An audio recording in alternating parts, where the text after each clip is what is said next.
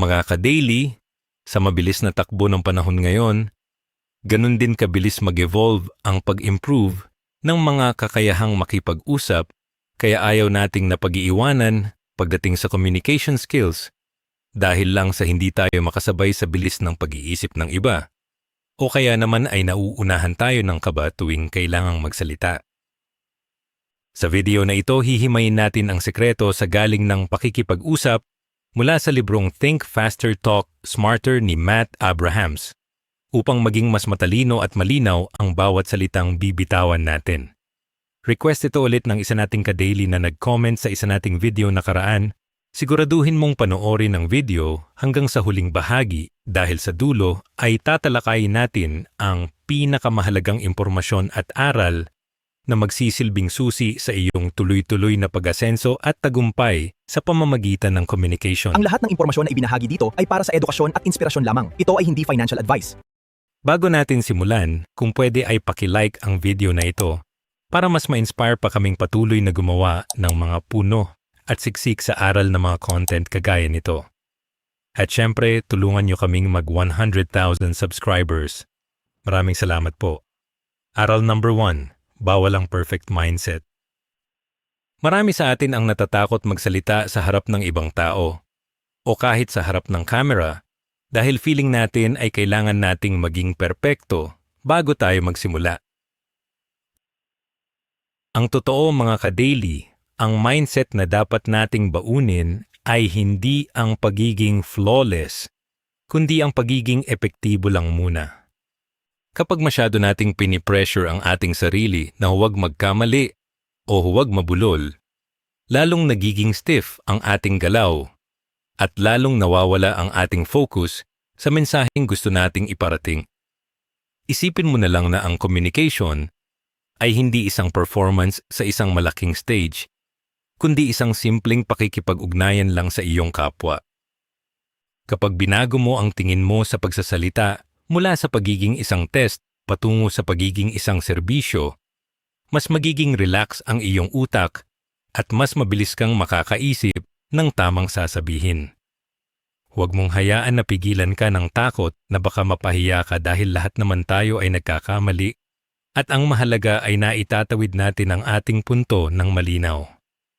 Sa modernong mundo natin ngayon, mas pinapahalagahan ng mga tao ang pagiging totoo kaysa sa pagiging parang robot na walang pagkakamali, kaya bitawan mo na ang bigat ng perfectionism at hayaan mong dumaloy ang iyong mga ideya ng natural at may kumpiyansa. Ang isa pang mahalagang diskarte na dapat mong matutunan, mga ka-daily, ay ang tinatawag nating pagtanggap sa good enough na sagot imbes na maghanap ng best answer. Sa ating araw-araw na usapan, wala tayong luxury ng oras para mag-edit ng ating script o mag-isip ng napakalalim na salitang English o Tagalog para lang magmukhang matalino. Kapag may nagtanong sa iyo, ang goal mo ay magbigay ng sapat na information na makakatulong sa kanila at hindi ang mabilib sila sa galing mo. Kapag pinilit mo ang sarili mo na mahanap ang pinaka-perfect na words, madalas ay nabablock ang iyong isip o kaya naman ay nagkakaroon ng mahabang katahimikan na nagre-resulta sa pagiging awkward ng usapan. Sanayin mo ang iyong sarili na ibigay ang unang maayos na ideya na pumasok sa isip mo basta ito ay tama at may kinalaman sa topic. Ang bilis at pagiging direct sa punto ay mas mahalaga sa biglaang usapan kaysa sa mabubulaklak na salita na wala namang laman. Isipin mo na lang na parang nakikipag-chat ka lang sa isang kaibigan kung saan hindi mo kailangang i-double check ang bawat grammar dahil ang mahalaga ay nagkakaintindihan kayo ng maayos at mabilis. Dito rin papasok ang konsepto ng pagyakap sa pagiging simple o ang tinatawag na dare to be dull approach na itinuturo ni Matt Abrahams para sa ating mga ka-daily. Ang ibig sabihin lang nito ay huwag mong pahirapan ang sarili mo na gumawa ng napaka-unique o napaka-complex na statement sa bawat pagkakataon. Minsan, ang pinakasimpleng paliwanag ang siyang pinaka-epektibo dahil ito ang pinakamadaling intindihin ng ating mga kababayan. Kapag sinubukan mong maging masyadong creative sa gitna ng pressure, madalas ay nawawala ang logic ng iyong sinasabi at naguguluhan lang ang mga nakikinig sa iyo. Sa pamamagitan ng pagiging simple, nababawasan ang mental load mo, kaya mas nagkakaroon ng space ang utak mo na mag-process ng susunod na sasabihin nang hindi ka nagpapanik. Ang pagiging boring o simple ay hindi ibig sabihin na wala kang alam, kundi pinipili mo lang na maging malinaw at direkta para hindi masayang ang oras ng lahat. Kapag naging komportable ka na sa pagiging simple, mapapansin mo na mas bibilis ang iyong response time at mas magiging confident ka sa anumang social situation na kakaharapin mo sa trabaho o sa personal na buhay. Dapat din nating matutunan mga ka-daily kung paano i-reframe ang ating kaba para hindi ito maging hadlang sa ating pag-iisip ng mabilis. Ang nararamdaman mong panginginig ng kamay, mabilis na tibok ng puso, o pagpapawis ay normal na reaksyon ng ating katawan kapag tayo ay excited o tila nasa isang hamon. Imbes na sabihin mo sa sarili mo na kinakabahan ka, subukan mong sabihin na ito ay signs na handa na ang katawan mo para mag-perform at magbigay ng impormasyon. Ang energy na galing sa kaba ay pwedeng maging gasolina para maging mas dynamic ang iyong boses at mas buhay ang iyong delivery sa harap ng iyong mga audience o kausap.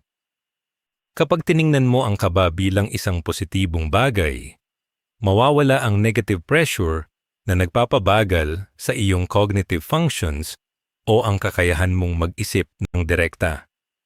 Isipin mo na ang bawat pagkakataon na kailangan mong magsalita ng biglaan ay isang chance para maipakita ang iyong galing at hindi isang panganib na dapat mong katakutan. Ang tamang mindset na ito ang magsisilbing protection mo para hindi ka mablangko o mawalan ng sasabihin kapag nasa hot seat ka na at kailangan ng magbigay ng opinyon. Sa huli mga ka-daily, ang pagbuo ng tamang mindset ay nangangailangan din ng tinatawag nating self-compassion o ang pagiging mabait sa ating sarili kapag hindi naging maganda ang kinalabasan ng ating pagsasalita. Lahat ng magagaling na speakers ay dumaan sa maraming pagkakamali at palpak na interview bago nila nakuha ang kanilang galing ngayon. Kung sakaling nabulol ka o nawala ka sa linya, huwag mong hayaan na sirain nito ang buong araw mo o ang buong presentation mo dahil maliit na bagay lang iyan sa paningin ng iba. Ang mga tao ay mas nakafocus sa kung ano ang matututunan nila sa iyo kaysa sa bawat maling bigkas mo ng salita o bawat fillers mo gaya ng AOE. Tanggapin mo ang iyong mga imperfections at gamitin mo itong motivation para mag-improve pa sa susunod na pagkakataon na kakausapin ka o hihingan ka ng report. Ang pagiging mabilis mag-isip at matalino sa pagsasalita ay isang skill na hindi nakukuha sa isang gabi kundi sa paulit-ulit na pagsubok at pagtitiwala sa sariling kakayahan. Tandaan mo na ang tunay na galing ay wala sa pagiging perfect, kundi sa lakas ng loob na magpatuloy kahit anong mangyari at sa tapat na pagnanais na makapag-ambag ng magandang ideya sa usapan. Aral number 2. Huwag kang sasagot agad. Ang isa sa pinakamalaking pagkakamali nating mga Pinoy kapag may nagtatanong sa atin ay ang pakiramdam na kailangan nating sumagot sa loob lamang ng 1 segundo mga ka-daily. Akala natin kapag mabilis tayong bumanat ay magmumukha na tayong matalino o magaling, pero ang totoo, madalas ay nauuna ang bibig bago ang isip kaya tayo napapasubo sa mga maling sagot o kaya ay nabubulol. Ang itinuturo sa atin ni Matt Abrahams ay ang paggamit ng tinatawag na power of the pause kung saan binibigyan natin ang ating sarili ng sapat na oras para i-process ang impormasyon bago magsalita. Ang maikling katahimikan na ito ay hindi senyales ng kahinaan, kundi isang tool para maging mas dekalidad ang bawat salitang lalabas sa iyong bibig. Isipin mo na lang na ang katahimikan ay parang isang space para makahinga ka at makapag-isip ng maayos para hindi ka magmukhang nagpapanik sa harap ng iyong kausap.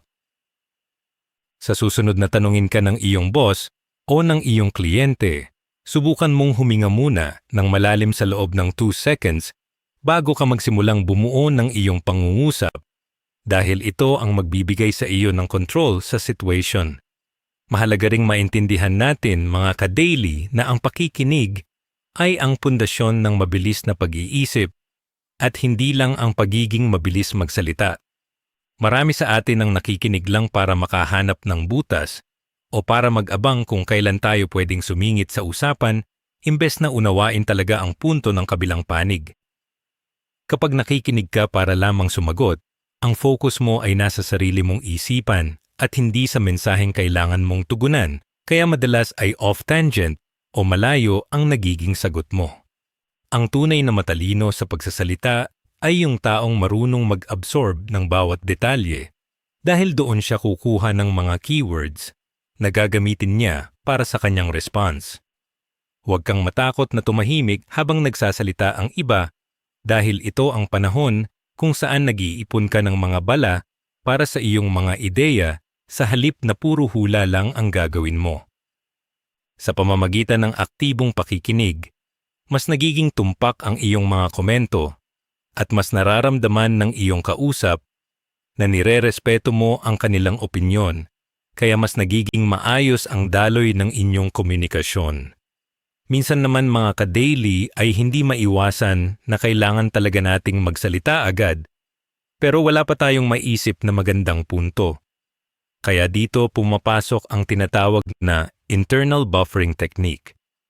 Imbes na gumamit ka ng mga nakakairitang filler words, gaya ng o na paulit-ulit, maaari mong gamitin ang mga phrases na nagbibigay sa iyo ng ekstrang oras para mag-isip habang may sinasabi ka pa rin. Pwede mong sabihin ang mga linyang gaya ng magandang tanong iyan, o kaya ay hayaan mong pag-isipan ko iyan ng mabuti para makapagbigay ako ng tamang detalye sa iyo. Ang mga ganitong salita ay nagsisilbing tulay para sa iyong utak para makahanap ng tamang files sa iyong memorya nang hindi nagkakaroon ng patay na oras sa usapan ninyo.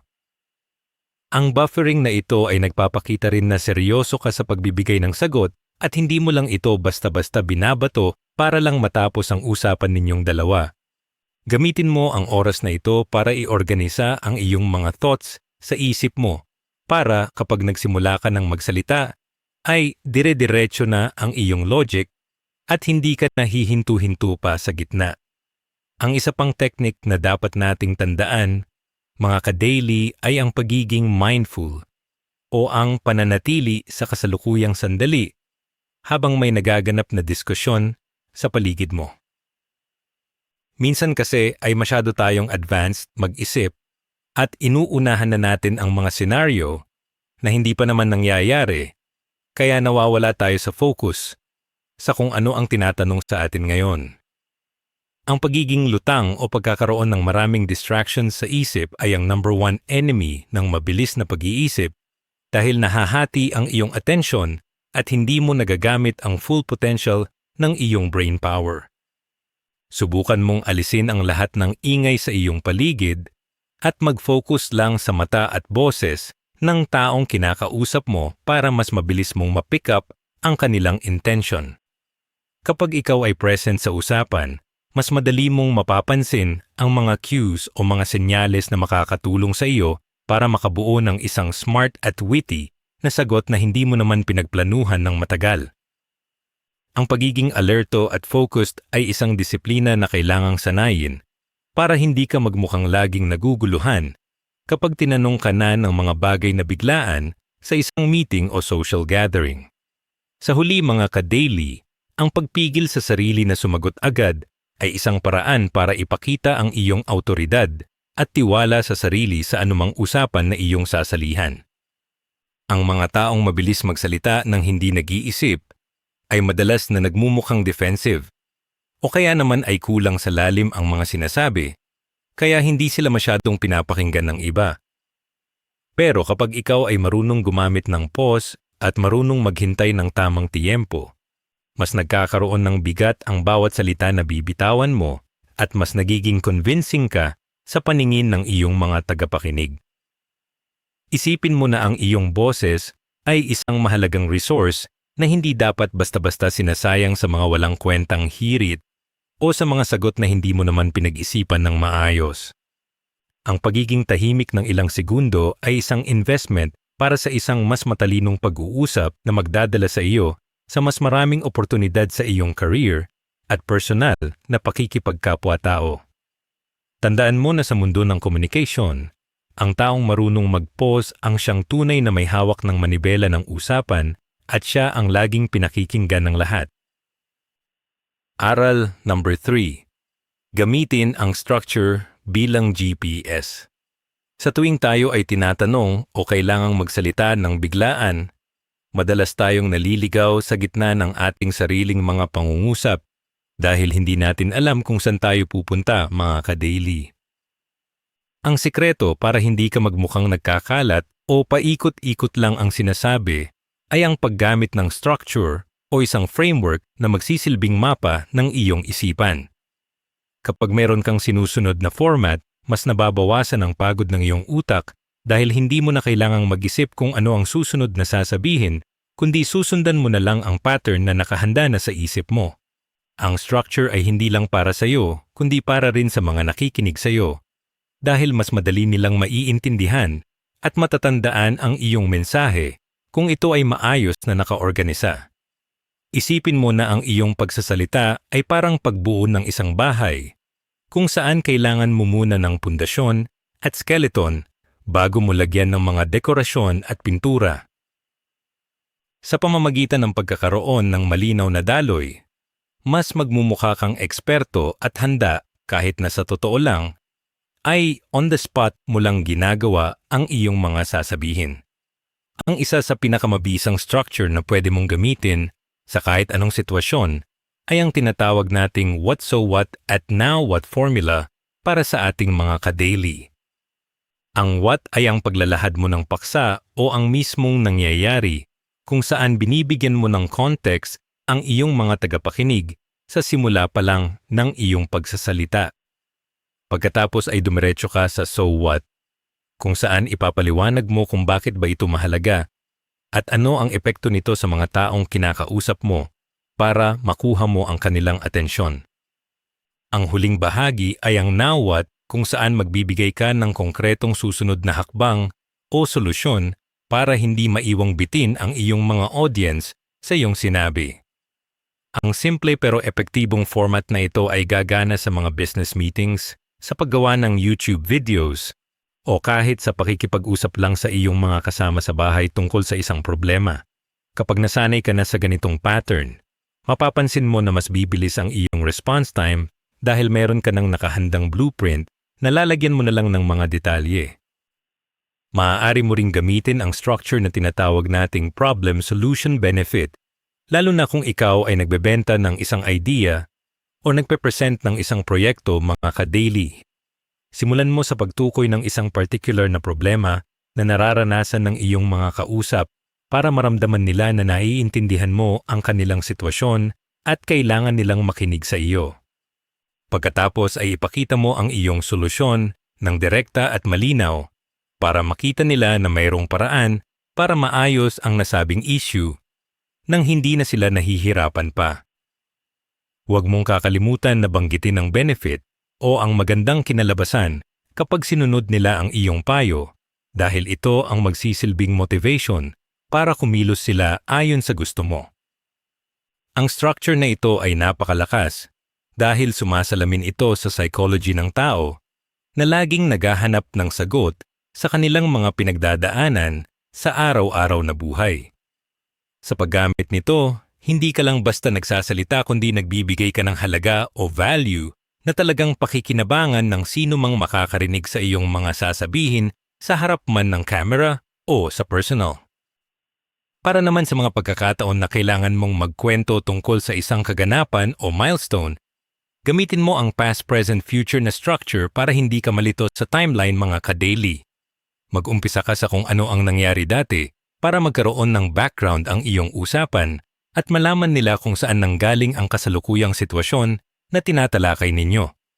Isunod mo agad ang kung ano ang ginagawa ninyo sa ngayon o ang kasalukuyang status ng inyong trabaho o buhay para makita nila ang progreso na nagaganap sa inyong paligid.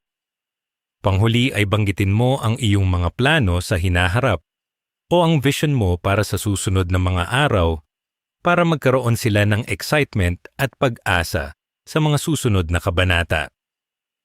Ang ganitong daloy ay napaka-logical at madaling sundan ng kahit sinong Pinoy dahil natural sa atin ang magkwento base sa pagkakasunod-sunod ng mga pangyayari sa ating buhay. Mas magiging maayos ang iyong delivery dahil hindi ka natatalon-talon mula sa isang topic patungo sa isa pa na madalas ay nakakalito sa mga nakikinig sa iyo. Sa huli mga ka-daily, ang pagkakaroon ng structure ay ang iyong pinakamabisang sandata laban sa pagkakablangko o ang tinatawag nating mental block. Kapag ikaw ay biglang tinawag para magsalita, kapag alam mo ang format na gagamitin mo, kahit na hindi ka masyadong pamilyar sa lahat ng detalye, ay makakabuo ka pa rin ng isang matinong sagot na may simula, gitna, at wakas. Ang structure ay nagsisilbing gabay na humahawak sa iyong mga ideya para hindi sila magsabog at mawala ang iyong kredibilidad bilang isang tagapagsalita na may alam. Sanayin mo ang iyong isipan na mag-isip sa loob ng mga frameworks na ito hanggang sa maging automatic na ito sa iyong sistema at hindi mo na kailangan pang mag-isip ng matagal. Sa mundong ito na napakabilis ng takbo ng impormasyon, ang taong may structure sa pagsasalita ang siyang mas napapansin at mas mabilis na nagtatagumpay sa kanilang piniling larangan. Tandaan mo na ang kaayusan ng iyong isip ay makikita sa kaayusan ng iyong boses, kaya laging gamitin ang iyong structure bilang iyong personal na GPS sa bawat pakikipag-usap. Aral number 4. Maging agile sa pag-uusap. Ang communication ay hindi isang fixed na kalsada na diretso lang ang takbo kundi parang isang laro ng basketball kung saan kailangan mong marunong mag-pivot depende sa depensa ng kalaban mga ka-daily. Ang pagiging agile o maliksi sa pag-iisip ay ang kakayahan mong mag-adjust ng iyong mensahe base sa reaksyon ng iyong kausap o sa biglaang pagbabago ng takbo ng usapan. Minsan ay may dala tayong plano o script sa ating isip, pero biglang may magtatanong ng kakaiba, o kaya ay magbabago ang mood ng meeting, kaya dapat ay handa tayong sumabay sa agos. Ang taong agile ay hindi napu-frustrate kapag hindi nasunod ang kanyang original na plano, kundi tinitingnan niya ito bilang isang pagkakataon para maging mas creative at dynamic. Kapag masyado kang nakakapit sa kung ano lang ang inihanda mo, magmumukha kang matigas at hindi marunong makisama sa enerhiya ng mga tao sa paligid mo, kaya dapat ay lagi kang alerto sa bawat galaw ng usapan. Isang mabisang paraan para maging agile ay ang paggamit ng yes and technique na madalas gamitin sa mga comedy improvisation para sa ating mga ka-daily. Ang ibig sabihin nito ay imbes na harangin mo agad ang ideya ng iba sa pamamagitan ng pagsasabi ng pero o hindi, subukan mong tanggapin ang kanilang sinabi at dagdagan ito ng sarili mong insight. Halimbawa, kung may nagmungkahi ng isang idea na sa tingin mo ay mahirap gawin, sabihin mo na magandang punto iyan at pwede nating dagdagan ng ganitong paraan para mas maging madali para sa lahat. Sa halip na maging kontrabida sa usapan, nagiging katuwang ka sa pagbuo ng mas magandang solusyon habang pinapanatili mong positibo ang vibes ng inyong diskusyon. Ang teknik na ito ay nagpapakita na mabilis kang mag-isip dahil kaya mong pagdugtungin ang magkakaibang pananaw nang hindi ka nakikipag-away o nagpapakitang gilas lang. Dapat din nating iwasan ang tinatawag nating script trap o ang sobrang pagre-rehearse ng bawat salitang sasabihin natin dahil ito ang madalas maging sanhi ng pagkablangko mga ka-daily. Kapag memorized mo ang iyong sasabihin at bigla kang nabulol o may nakalimutang isang salita, madalas ay guguho na ang buong delivery mo dahil nawala ka na sa pattern mo. Ang pagiging agile ay ang pagkakaroon ng malalim na pag-unawa sa iyong core message para kahit anong salita ang gamitin mo ay mailalabas mo pa rin ang tamang punto. Sanayin mo ang iyong sarili na maging komportable sa paggamit ng iba't ibang paraan ng pagpapaliwanag para kung sakaling hindi makuha ng iyong kausap, ang unang paliwanag mo ay meron ka agad backup plan. Ang tunay na galing sa pagsasalita ay wala sa ganda ng pagkakakabisa, kundi sa galing mong magpaliwanag sa paraang madaling intindihin kahit anong sitwasyon pa ang hinarap mo sa oras na iyon. Sa bawat usapan ay mahalaga ring matutunan ang sining ng connecting the dots o ang paghahanap ng kaugnayan sa dalawang magkaibang topic nang hindi nagmumulang pilit mga ka-daily. Kapag biglang lumayo ang usapan sa main goal ninyo, ang isang agile speaker ay marunong gumamit ng bridging phrases para maibalik ang atensyon ng lahat sa mahalagang usapin. Pwede mong sabihin na kaugnay ng sinabi mo tungkol sa ganitong bagay, napansin ko rin na mahalaga ito sa ating main project dahil sa ganitong dahilan. Ang kakayahang ito ay nagpapakita na kontrolado mo ang iyong isip at hindi ka basta-basta nadadala ng ingay o ng mga distractions na walang kinalaman sa inyong pinag-uusapan.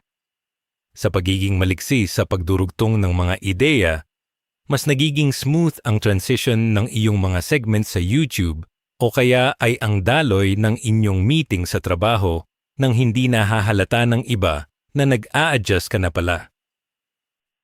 Sa huli mga ka-daily, ang pagiging agile ay nangangailangan ng aktibong pag-oobserba sa iyong audience o sa taong kausap mo para malaman mo kung kailangan mo na bang baguhin ang iyong tono o bilis.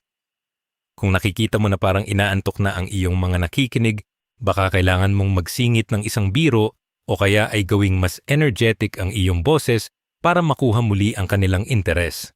Kung parang naguguluhan naman sila, huwag kang matakot na huminto at itanong kung may bahagi ba silang hindi naintindihan para maayos mo agad ang kalituhan bago ka magpatuloy. Ang communication ay isang two-way street at ang pagiging agile ay ang pagtiyak na pareho kayong nasa tamang direksyon ng iyong kausap sa buong duration ng inyong pag-uusap. Sa huli, ang taong marunong sumabay at mag-adjust sa anumang hamon ng usapan ang siyang laging nagwawagi sa pakikipagkapwa-tao at sa pagbuo ng matibay na koneksyon sa iba. Aral number 5. Ang sining ng maikling kwento.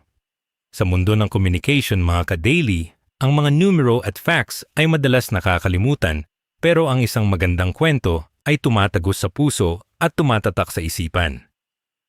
Hindi mo kailangan ng napakahabang oras para makagawa ng impact dahil ang sikreto ay nasa bilis ng iyong payoff o yung aral na makukuha agad ng mga nakikinig sa iyo. Kapag nagkukwento ka sa trabaho o sa iyong mga video, siguraduhin mong meron kang malinaw na hook sa simula pa lang para makuha mo agad ang atensyon ng mga kababayan natin. Ang isang epektibong kwento ay nagsisimula sa isang situation na pamilyar sa lahat gaya ng hirap sa commute o ang saya ng unang sweldo dahil dito pa lang ay nararamdaman na ng kausap mo na bahagi sila ng iyong sinasabi. Huwag mong lunurin ang iyong audience sa sobrang daming detalye na wala namang kinalaman sa main point mo kundi mag-focus ka sa mga emotion at pangyayari na magpapatibay sa iyong mensahe. Para maging mas buhay ang iyong pagkukwento, mga ka-daily, kailangan mong gumamit ng visual language o yung mga salitang nakakabuo ng imahe sa utak ng iyong mga tagapakinig. Imbes na sabihin mo lang na mahirap ang buhay, mas maganda kung ilalarawan mo ang pakiramdam ng pagod pag-uwi, galing sa trabaho, o ang amoy ng kape sa umaga habang naghahanda sa bagong hamon. Ang ating utak ay mas mabilis mag-process ng mga pictures kaysa sa mga abstract na konsepto, kaya kapag naging visual ka sa iyong pananalita, ay mas madaling susunod ang iyong audience sa agos ng iyong kwento. Sa bawat sentence na bibitawan mo, isipin mo kung nakikita ba ito ng iyong kausap sa kanilang imahinasyon para masiguradong hindi sila nawawala o nababagot sa iyong sinasabi. Ang pagiging descriptive ay isang paraan para maging mas relatable ka at para mas lalong maniwala ang mga tao sa kredibilidad ng iyong mga ibinibahagi. Isang mahalagang sangkap din sa sining ng maikling kwento ay ang pagkakaroon ng emotional resonance o yung kakayahang kumonekta sa damdamin ng iba para sa ating mga ka-daily. Ang mga tao ay hindi laging naaalala ang eksaktong sinabi mo pero hinding-hindi nila makakalimutan kung ano ang naging pakiramdam nila habang kausap ka o habang pinapanood ka. Magbahagi ka ng mga kwento ng kabiguan na nauwi sa tagumpay o mga simpleng pagkakamali na nagbigay sa iyo ng malaking aral sa buhay. Dahil dito tayo mas natututo bilang mga tao.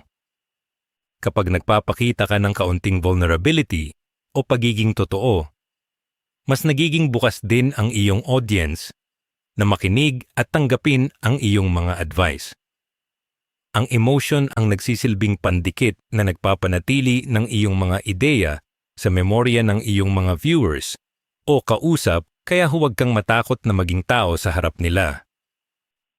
Dapat mo ring gawing bida ang iyong kausap o ang iyong audience sa loob ng iyong kwento, imbes na ang sarili mo lang ang lagi mong pinapaboran, mga ka-daily. Ang bawat kwento na ibinibahagi mo ay dapat mayroong aral na magagamit nila sa kanilang sariling buhay, o kaya ay makakapagbigay sa kanila ng bagong perspective. Kapag naramdaman ng mga nakikinig na sila ang tinutukoy mo, o ang problema nila ang binibigyan mo ng solusyon, mas magiging attentive sila sa bawat word na lalabas sa iyong bibig.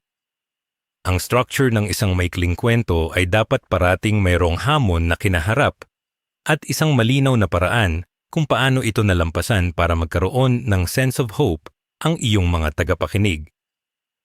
Sa ganitong paraan, ang iyong pagkukwento ay hindi lang nagiging pampalipas oras, kundi nagiging isang tool para sa inspirasyon at pagbabago ng buhay ng iba. Sa huli mga ka-daily, ang bawat kwento ay dapat magtapos sa isang malinaw na resolution or action step para hindi ito mauwi sa puro daldal lang. Matapos mong makuha ang kanilang emotion at maipakita ang situation, kailangang malinaw kung ano ang gusto mong gawin nila pagkatapos nilang marinig ang kwento mo. Maaari itong maging isang paalala na mag-ipon, isang motivation para magsimula ng business, o simpleng pagbabago ng habit sa araw-araw na pamumuhay.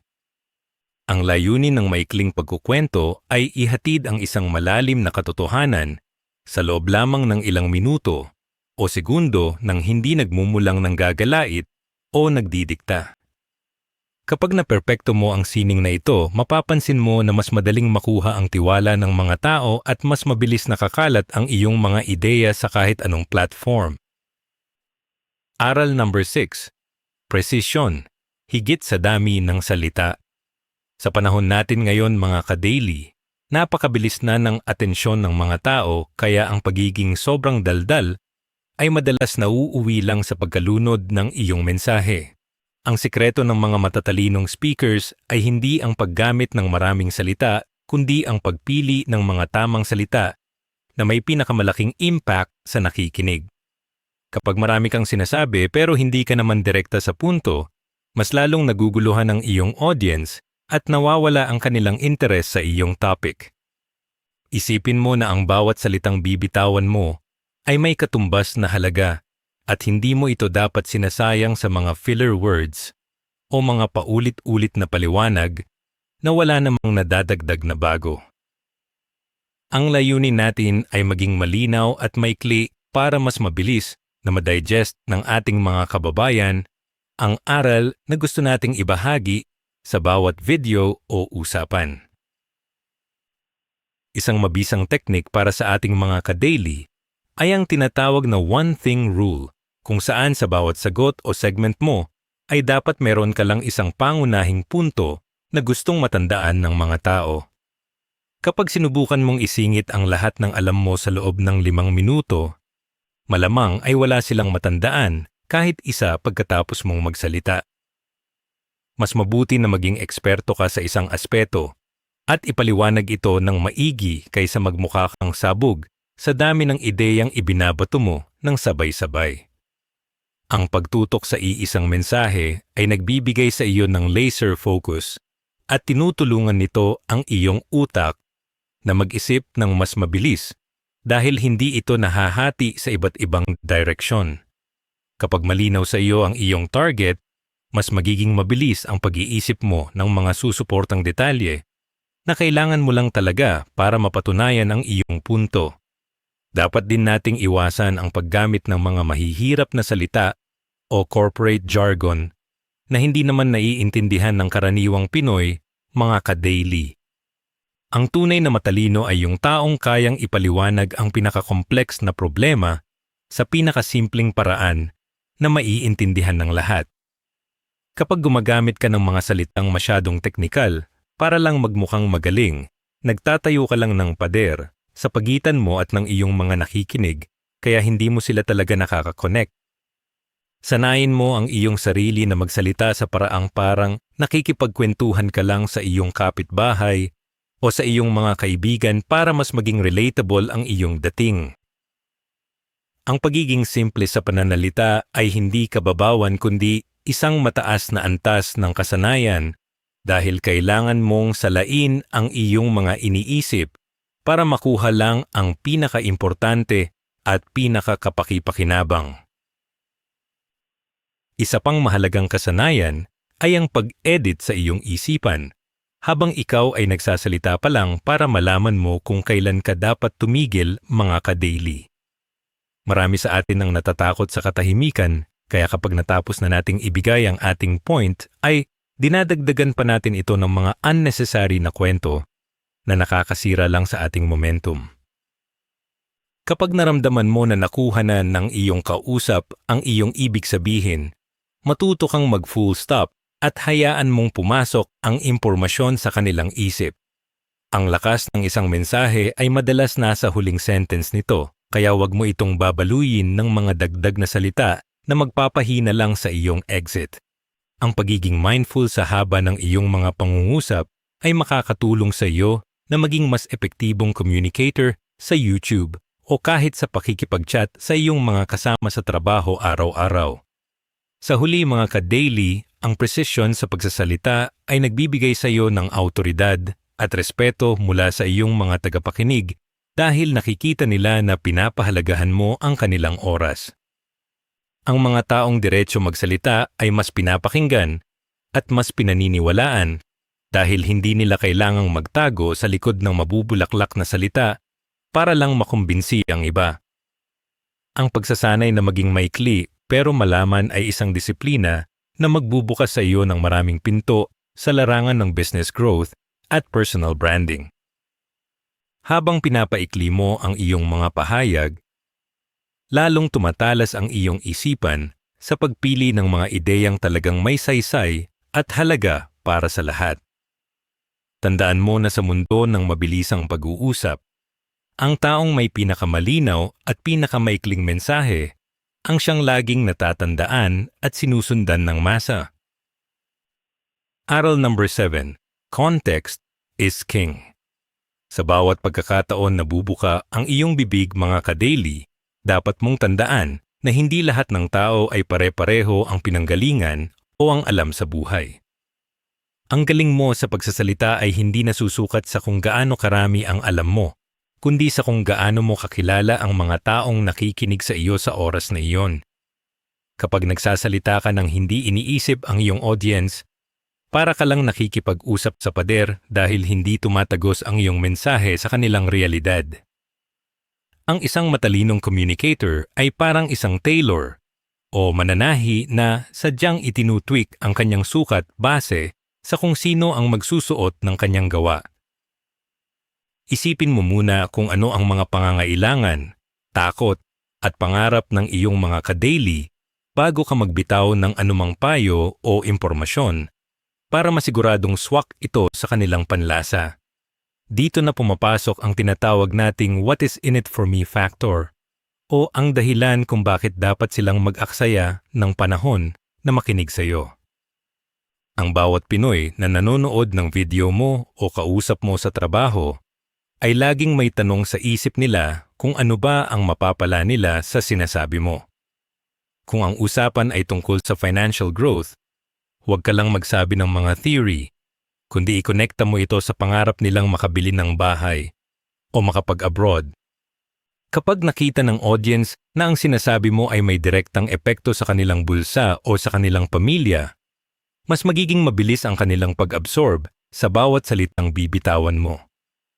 Ang pagiging empathetic sa sitwasyon ng iba ang magbibigay sa iyo ng susi para buksan ang kanilang isipan at makuha ang kanilang buong atensyon nang walang kahirap-hirap.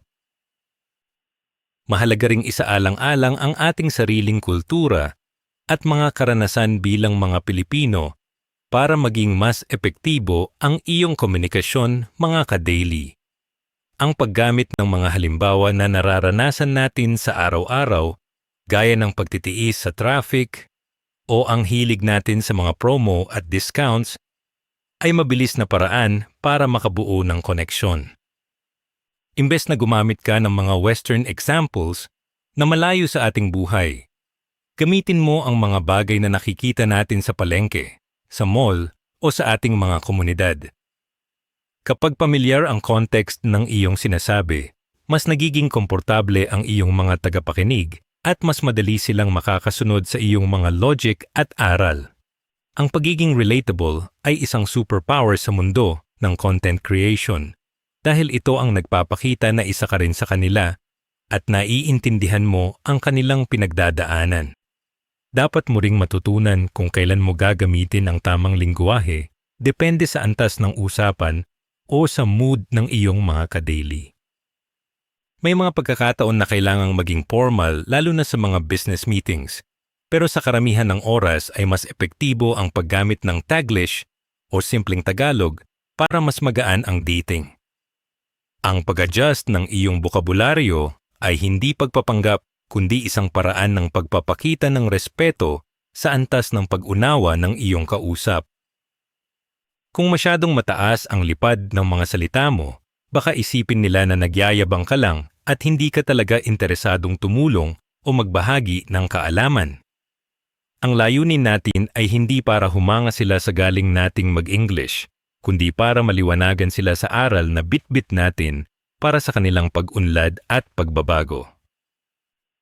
Sa huli mga ka-daily, ang pagiging master ng context ay nangangailangan ng palagiang pagbabasa ng body language at pagbabasa ng comments para malaman ang pulso ng masa. Kung nakikita mo na marami ang naguguluhan o marami ang nagtatanong sa isang particular na topic, ibig sabihin ay kailangan mong i-adjust ang iyong approach sa susunod. Huwag kang matakot na magkamali sa simula dahil ang mahalaga ay handa kang matuto mula sa feedback ng iyong audience para mas lalong tumalas ang iyong pakikiramdam. Ang communication ay isang sining na laging nagbabago at ang taong marunong sumabay sa context ng panahon at ng tao ang siyang laging nananatiling relevant. Tandaan mo na ang hari ng usapan ay hindi ang may pinakamalakas na boses, kundi ang may pinakamalinaw na koneksyon sa puso at isipan ng kanyang mga tagapakinig. Aral number 8. Master ang Kyo and I defend. Sa bawat pagkakataon na tayo ay nagbabahagi ng kaalaman o nagpe-present ng ideya, madalas ay hindi tayo kinakabahan sa ating speech, kundi sa mga tanong na darating pagkatapos nito mga ka-daily. Ang Q&A o question and answer portion, ang tunay na sukatan ng iyong pagiging mabilis mag-isip, dahil dito ay wala ka ng script na sinusunod at kailangan mong humugot ng sagot mula sa iyong stock knowledge. Para hindi ka mabulaga o mablangko, ang unang hakbang ay ang pag-anticipate o ang paghula sa mga posibleng itanong sa iyo ng iyong mga viewers o ng iyong mga boss bago ka pa man sumabak sa harap. Isipin mo ang mga butas sa iyong paliwanag at ihanda ang iyong mga sagot para kapag dumating na ang tanong ay hindi ka na magmumukhang naguguluhan o nag-iisip pa ng matagal. Ang pagiging handa sa mga mahihirap na tanong ay nagpapakita ng iyong pagiging eksperto at nagbibigay sa iyo ng matinding kumpiyansa sa bawat salitang iyong bibitawan. Kapag binato ka na ng tanong na hindi mo inaasahan mga ka-daily, huwag kang magpanik at huwag kang sasagot agad nang hindi mo pa lubos na naiintindihan ang punto ng nagtatanong. Gamitin mo ang tinatawag nating paraphrase technique kung saan uulitin mo ang tanong sa sarili mong mga salita para makasiguradong tama ang iyong interpretation at para makakuha ka rin ng ekstrang oras para mag-isip. Maaari mong sabihin na kung tama ang pagkakaunawa ko. Ang itinatanong mo ay tungkol sa ganitong bagay, para mabigyan mo ang iyong utak ng pagkakataon na mag-process ng tamang files sa iyong memorya. Ang simpleng pag-uulit na ito ay nagpapakita rin na nakikinig ka ng mabuti at seryoso ka sa pagbibigay ng dekalidad na sagot sa iyong kausap. Iwasan mong magbigay ng knee-jerk reaction o yung sagot na dala lang ng emotion dahil madalas ay nauuwi ito sa maling impormasyon na makakasira sa iyong imahe bilang isang mapagkakatiwalaang source. Minsan ay makakatagpo tayo ng mga tanong na tila nambabash o sinusubukan lang tayong ilagay sa alanganin, kaya mahalaga ang pagkakaroon ng non-defensive posture para sa ating mga ka-daily. Imbes na sumagot ka ng pagalit o pabalang, panatilihin mo ang iyong kalmado at propesyonal na tono para ipakita na ikaw ang may hawak ng control sa situation. Huwag mong personalin ang mga tanong kundi tingnan mo ito bilang isang pagkakataon para mas maipaliwanag ang iyong panig ng mas malinaw at mas mahinahon. Kapag nanatili kang cool sa gitna ng pressure, mas rerespetuhin ka ng mga tao sa paligid mo at mas mapapahiya ang taong sinusubukan kang ibagsak sa harap ng marami. Ang iyong katawan at boses ay dapat magpakita ng pagiging bukas at hindi ng pagtatanggol sa sarili para maging mas smooth ang daloy ng inyong usapan kahit na medyo mainit na ang topic na tinatalakay ninyo. May mga pagkakataon din mga ka-daily na talagang hindi natin alam ang sagot sa isang tanong at sa sitwasyong ito ay mas mabuti ang pagiging tapat kaysa sa mag-imbento ka ng kwento. Ang katotohanan ay mas rerespetuhin ka ng mga Pinoy kung aaminin mong hindi mo pa alam ang sagot ngayon, pero gagawa ka ng paraan para malaman ito at babalikan mo sila sa lalong madaling panahon.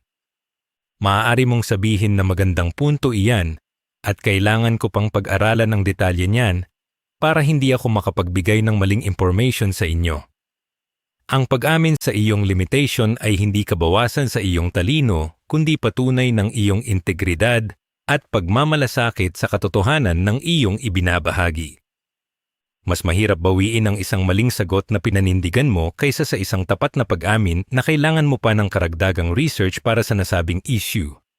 Sa huli mga ka-daily, kailangan mo ring magkaroon ng isang malakas na exit strategy para hindi magmukhang bitin or awkward ang pagtatapos ng iyong Q&A session.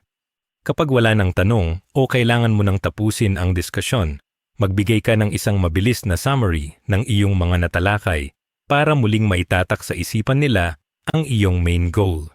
Magpasalamat ka sa mga nagtanong dahil ang kanilang mga ideya ay nakatulong para mas maging malalim ang inyong pag-uusap sa araw na iyon.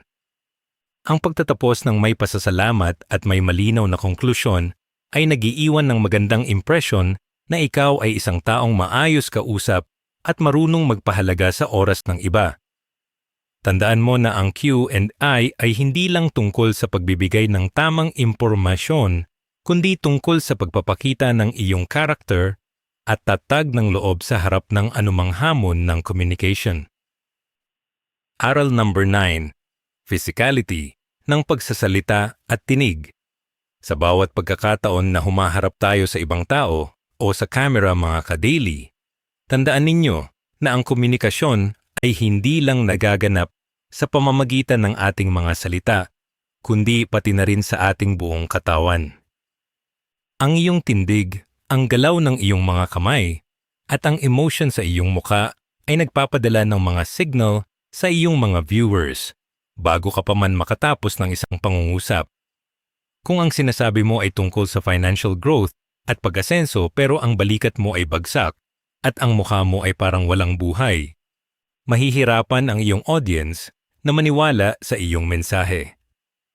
Ang physicality ay nagsisilbing amplifier ng iyong mga ideya, kaya dapat ay maging conscious ka sa kung paano mo dinadala ang iyong sarili sa bawat video o meeting. Kapag ang iyong katawan ay buhay at energetic, ang iyong utak ay mas nagiging aktibo rin sa pag-iisip ng mga tamang salita na dapat mong bitawan para sa iyong mga tagapakinig. Isang mabisang paraan para maging mas kapansin-pansin ang iyong delivery mga ka-daily ay ang tamang paggamit ng hand gestures bilang iyong visual aids. Napatay ka pa dun. Ang ating mga kamay ay pwedeng gamitin para ipakita ang laki ng isang pangarap, ang pagkakasunod-sunod ng mga steps sa isang business plan, o ang diin sa isang mahalagang punto na hindi dapat makalimutan. Kapag ginagamit mo ang iyong mga kamay ng natural, nagmumukha kang mas mapagkakatiwalaan at mas relax sa paningin ng ating mga kababayan kaysa sa nakatago lang ang iyong mga kamay sa bulsa o nakapako sa iyong gilid. Pero iwasan din ang sobrang likot na galaw na nagiging distraction na sa halip na makatulong sa iyong paliwanag. Ang bawat kumpas ay dapat may layunin at dapat sumasabay sa bilis at emotion ng iyong pananalita para maging mas swabe ang dating mo sa screen o sa harap ng maraming tao. Ang iyong boses ay isa ring makapangyarihang tool na kailangan mong sanayin para hindi maging monotone o boring ang iyong pakikipag-usap para sa ating mga ka-daily. Ang pagbabago-bago ng tono, lakas, at bilis ng iyong boses ay nakakatulong para mapanatili ang atensyon ng mga tao sa loob ng mahabang oras. Sa mga bahagi ng iyong kwento na medyo seryoso o madamdamin, maaari mong bagalan ng kaunti ang iyong pagsasalita at babaan ang iyong pitch para mas maramdaman nila ang bigat ng iyong sinasabi. Sa mga bahagi naman na gusto mong magbigay ng inspirasyon o excitement, lakasan mo ang iyong boses at gawin itong mas mabilis para mahawa sila sa iyong positibong energy. Ang voice variety ay parang music na may mataas at mababang nota na nagbibigay ng ganda at kulay sa iyong mensahe. Kaya huwag kang matakot na paglaruan ang iyong boses, depende sa mood ng iyong topic. Mahalaga ring matutunan ang sining ng eye contact lalo na sa ating modernong panahon, kung saan madalas ay sa lens ng camera tayo tumitingin, mga ka-daily. Kapag diretso ang tingin mo sa camera lens, nararamdaman ng bawat isa sa iyong mga viewers na sila ang kinakausap mo ng personal at ito ay bumubuo ng isang matibay na connection. Sa personal na usapan naman, ang pagtingin sa mga mata ng iyong kausap ay nagpapakita ng katapatan at kumpiyansa sa iyong mga ibinabahagi tungkol sa self-improvement o investment. Huwag kang tumingin sa sahig o sa kisame habang nag-iisip, dahil nagmumukha itong kawalan ng sigurado sa iyong sarili o sa iyong sinasabi. Ang pagpapanatili ng tingin ay isang paraan para sabihing seryoso ka sa iyong hangarin na makatulong at makapagbigay ng aral sa bawat Pilipino na nakikinig sa iyo sa oras na iyon. Sa huli mga ka-daily, ang pagkakaroon ng tamang posturing o tindig ay hindi lang para sa panlabas na anyo, kundi para rin sa daloy ng oxygen sa iyong katawan na kailangan ng iyong utak para makapag-isip ng mabilis. Kapag tuwid ang iyong likod at bukas ang iyong dibdib, mas nakakahinga ka ng malalim at mas nagiging malinaw ang iyong boses sa bawat salitang iyong binibigkas. Ang pisikal na kahandaan ay nagbibigay sa iyo ng pakiramdam ng awtoridad na kailangan mo para pamunuan ang isang usapan o para maging epektibong host sa iyong YouTube channel. Sanayin ng iyong sarili na laging maging present sa iyong katawan para ang bawat kilos mo ay maging suporta sa iyong mabilis at matalinong pag-iisip. Tandaan mo na ang unang nakikita ng mga tao ay ang iyong energy at physicality, kaya siguraduhin mong ito ay nagpapahayag ng tagumpay at positibong pananaw sa buhay. Aral number 10. Ang habit ng pagsasanay. Maraming tao ang nag-aakala na ang pagiging magaling sa pagsasalita at ang bilis ng pag-iisip ay isang talent na dala na mula pagkapanganak, pero ang totoo mga ka-daily, ito ay isang muscle na kailangang sanayin araw-araw. Walang shortcut sa pagiging master ng communication, kundi ang paulit-ulit na pagsubok at pagharap sa mga pagkakataong kailangan mong magsalita kahit hindi ka handa. Ang bawat video na ginagawa mo para sa The Filipino Daily at ang bawat usapan mo sa trabaho ay nagsisilbing training ground mo para mas tumalas ang iyong isipan. Kapag ginawa mong habit ang pag-aaral kung paano i-improve ang iyong delivery, mapapansin mo na lang na unti-unti nang nawawala ang kaba mo at mas nagiging natural na ang pagdaloy ng iyong mga ideya. Ang disiplina sa pagsasanay ang maghihiwalay sa iyo sa mga taong hanggang pangarap lang at sa mga taong talagang may nararating sa kanilang piniling larangan. Ang isa sa pinakamabisang paraan para mabilis kang mag-improve mga ka-daily ay ang ugaling i-record ang iyong sarili at panoorin ito ng paulit-ulit kahit na minsan ay nakakailang sa pandinig. Kapag pinapanood mo ang iyong sariling performance, makikita mo ang mga filler words na madalas mong gamitin. Ang mga maling galaw ng kamay o ang mga pagkakataong nawawala ka sa focus. Ito ang tinatawag nating deliberate practice, kung saan hindi mo lang ginagawa ang isang bagay, kundi sinusuri mo rin ang bawat aspeto nito para malaman mo kung saan ka dapat mag-adjust. Huwag kang matakot na makakita ng kamalian sa iyong sarili dahil iyan ang unang hakbang para maitama mo ang iyong mga habits sa pagsasalita sa susunod na pagkakataon. Ang pagiging critical sa sariling gawa ng may pagmamahal ay magdadala sa iyo sa antas ng pagiging eksperto na hinahangaan ng marami nating mga kababayan. Maaari mo ring gawing pagsasanay ang mga simpleng aktibidad sa iyong araw-araw na buhay, gaya ng pagpapaliwanag ng mahihirap na konsepto sa isang bata o sa isang kaibigan mga ka-daily. Ang challenge na ito ay magtutulak sa iyong utak na maghanap ng pinakasimpleng salita at pinakamabilis na paraan para maintindihan ang isang topic nang hindi nawawala ang essence nito. Subukan mong gamitin ang mga structure na natutunan natin gaya ng what so what now what habang nagkukwento ka tungkol sa iyong napanood na balita o nabasang artikulo. Sa pamamagitan ng micro-practice na ito, nagiging automatic na sa iyong sistema ang maayos na daloy ng impormasyon kaya hindi ka na mahihirapan kapag nasa harap ka na ng camera. Ang layunin ay gawing bahagi ng iyong lifestyle ang matalinong pakikipag-usap hanggang sa hindi mo na kailangan pang mag-isip ng malalim bawat oras na may magtatanong sa iyo. Huwag ka ring tumigil sa pagbabasa at pag-aaral ng mga bagong bokabularyo para laging may laman ang iyong arsenal ng mga salita para sa ating mga ka-daily. Ang taong maraming binabasa ay laging mayroong backup na ideya at mas malawak ang perspective sa buhay. Kaya mas madali sa kanya ang humanap ng tamang halimbawa o analogy sa gitna ng usapan. Ang pagpapalawak ng iyong kaalaman sa self-improvement, investment at human psychology ay magbibigay sa iyo ng solidong pundasyon para maging mas kapani-paniwala ang bawat aral na ibinabahagi mo. Kapag marami kang alam, mas tumataas ang iyong self-confidence dahil alam mong meron kang basehan sa bawat pahayag na binibitawan mo sa harap ng iyong audience.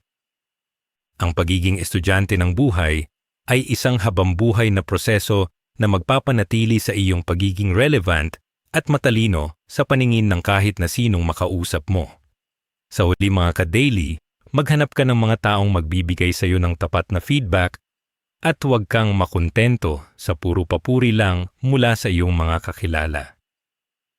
Ang mga taong magsasabi sa iyo ng totoo tungkol sa mga aspeto na kailangan mo pang trabahuhin ang tunay mong katuwang sa iyong paglago bilang isang YouTube growth strategist at advisor. Tanggapin mo ang bawat kritismo ng may bukas na isip at gamitin mo itong motivation para mas higitan pa ang iyong galing sa susunod na mga uploads o meetings. Ang paglalakbay tungo sa pagiging master ng Think Faster, Talk Smarter ay hindi natatapos sa pagbabasa ng libro kundi sa araw-araw na pag-apply ng mga aral na ito sa bawat kilos at salita mo. Tandaan mo na ang iyong boses at isipan ay ang iyong pinakamahalagang investment kaya patuloy mo itong linangin. Bilang pagtatapos mga ka-daily, ang kakayahang mag-isip ng mabilis at magsalita ng matalino ay hindi lang basta galing sa salita, kundi isang makapangyarihang tool para sa iyong pag-asenso sa buhay. Natutunan natin na ang susi ay hindi ang pagiging perpekto, kundi ang pagkakaroon ng tamang mindset, paggamit ng structure gaya ng what so what now what, at ang pagiging agile sa bawat sitwasyon. Tandaan ninyo na ang pinakamahalagang aral sa lahat ay ang pagiging tapat sa iyong mensahe at ang pagpapahalaga sa context ng iyong kapwa Pilipino.